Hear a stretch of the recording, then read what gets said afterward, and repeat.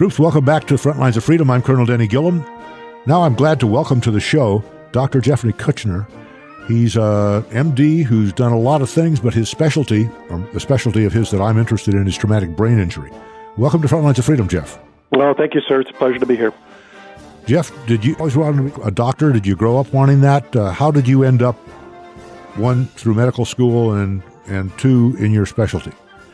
You know, I would say that I did not know I wanted to be a doctor until I had been out in the real world. Actually, I took a bit of a different route to medical school. I worked first after college and before medical school, which most folks go straight through. I always knew I wanted to work to help people. That's something that I've always wanted to do. I learned through my experiences, though, that really the brain, the human brain, is what makes people. It is, the part of them that makes, it's your soul, it's your memory, it's everything.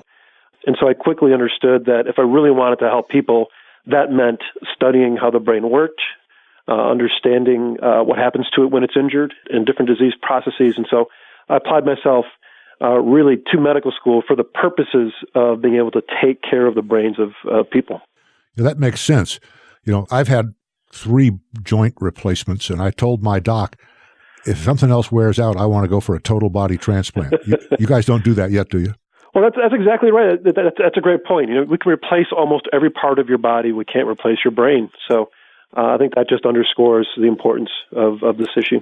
Well, good point. And one of the premier places in America that helps people who have traumatic brain injury is the Eisenhower Center and their, I guess, major subdivision After the Impact. You work with them. Talk to us about Eisenhower Center and After the Impact. It's a really unique program, a great program. I'm absolutely honored to have the opportunity to help. So the Eisenhower Center teamed up with After the Impact and other sponsors to really create a very unique program that cares for veterans as well as former athletes who have had a history of traumatic brain injury, as well as other things that may be affecting how they're doing in life. And I think it's one of the important messages here is traumatic brain injury does not, I would say it's infrequent that it comes just by itself. There are other things that play into what makes a person have issues, in their life. So the Eisenhower Center is set up really to address all of those. It's a comprehensive program that looks not only at the history of traumatic brain injury, but other things that may be contributing. I'm a neurologist. I take care, like I said before, of the brain health of individuals, and so I apply that expertise. That's my piece of the puzzle that goes into the Eisenhower Center, but that also includes the larger pieces of general medicine and psychiatry and counseling and all sorts of other programs. Yeah, we really are a complex thing, and that's like I'm going to fix your car and all I'm going to do is change the tire. Right. That doesn't do the total job, does it? Right, exactly. Okay. Now, the Eisenhower Center has a facility in Florida that is basically 100% After the Impact, and you're involved with them, aren't you? I am. And I understand that the major focus is on professional athletes, combat veterans, and I think now they're looking at first responders too.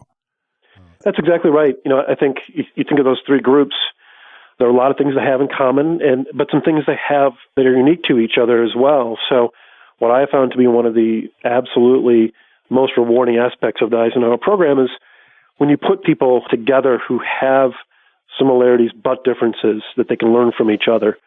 You put a former NFL player in with a former Special Forces soldier, and just as an example, the perspectives that they help each other out a lot, and I think that's just an incredible opportunity for them to help each other out and get better.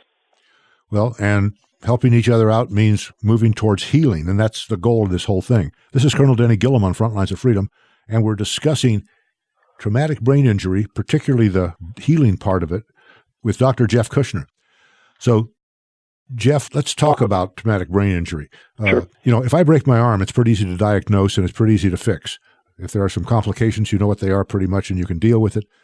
But a traumatic brain injury is quite a different thing as far as diagnosing and treating and even symptoms. Am I right?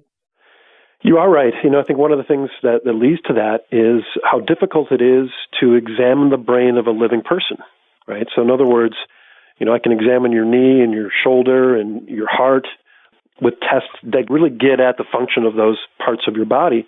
But to get at the function of your brain, it's a much, much more complicated process. So having the expertise to be able to evaluate that is really a special part of medicine.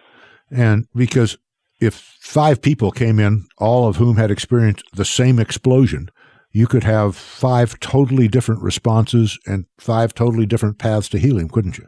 That's absolutely right. One of the things we say to our patients all the time is how you are doing as the result of any traumatic brain injury is as much about your brain as it went into that scenario as it was the scenario itself.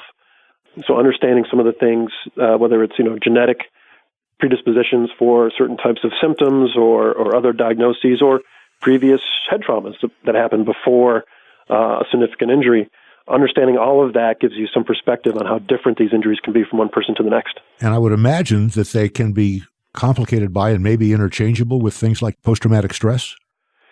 No question.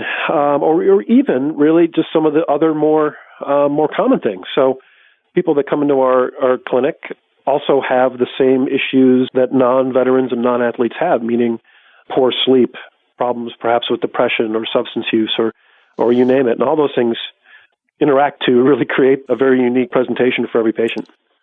So you're really looking at this not just from the physical side, but the psychiatric side, from perhaps even a spiritual side, if you're going to try to get as complete a picture as you can?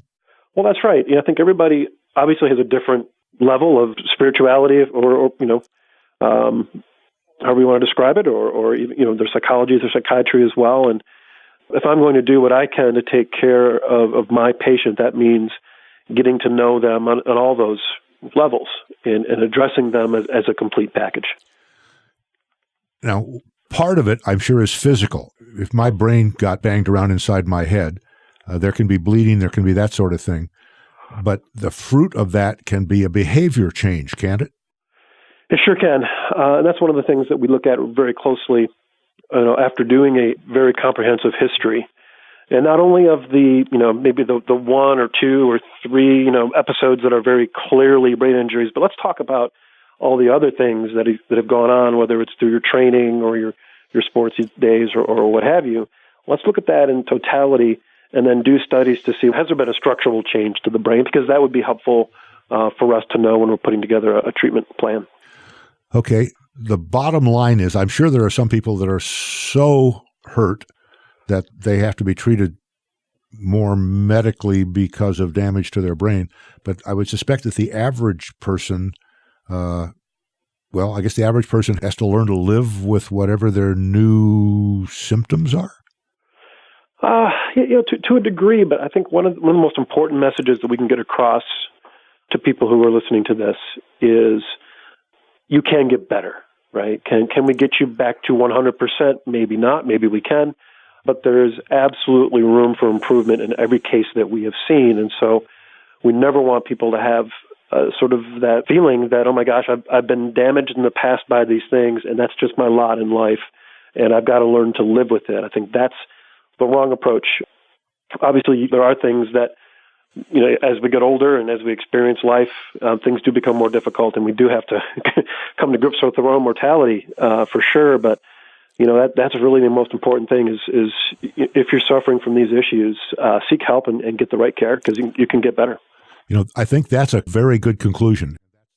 If you decide you want to heal and you're going to do what it takes, you're going to get your life back with maybe some modifications and maybe not, but life is still out there for you. All you got to do is go get it. Is that a good summary? I think that's perfect. Jeff, thank you so much for taking time to join us today. I really appreciate it. I think we've got a message here that the folks need to hear. Thank you for taking time. You're very welcome. I'm honored to help, and thank you for having me. I'm Colonel Danny Gillum. You've reported for duty to Frontlines of Freedom. Stand tall, troops. Get a bench and some good weights. You should be about 75 pounds by now, and do about 50 bench presses. I want you combat ready, then stand at ease.